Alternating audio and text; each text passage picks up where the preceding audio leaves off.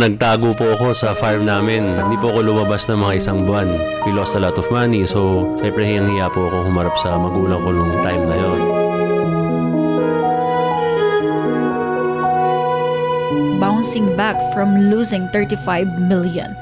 Baka pwede naman po kayong mag-share kung ano po ba ang nangyari sa ganitong klaseng sitwasyon po. Ang business po talaga namin ay poultry farm, no? And nung kasagsagan ho ng pandemic, di ba ho, sarado po lahat ng establishmento, lahat po na nagbebenta ng manok ay sarado. So, ang live price po ng manok from 80 pesos na normal nung time na yon, yung kapag kinukuha sa amin buhay, bumaba po ng 15 pesos per kilo. Nalugi ng lahat ng mga farmers po na nagmamanok nung time na yon. Paano nyo po kinaya mentally and emotionally po yung ganong klaseng pangyayari na in just 2 months, 8 digits din yun yung nawala? Paano nyo Actually po, sa totoo, nagtago po ako sa farm namin. Hindi po ako lumabas ng mga isang buwan. We lost a lot of money. So, syempre hiyang-hiya po ako humarap sa magulang ko nung time na yon. Pero wala pong choice eh. Kailangan pong mag-move forward. Kailangan pong gumawa ng paraan para ma-move po yung manok na na-frozen po namin.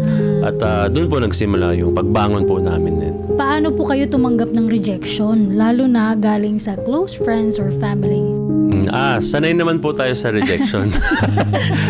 Pag nagnenegosyo po tayo, marami po tayo rejection kasi syempre pag nagnenegosyo ka, nagbebenta ka ng produkto mo eh. So, not everyone will go for it, di ba? Not everyone will like it. So, ang motto natin dyan is for na SW, some will, some won't. So what? Who's next, di ba?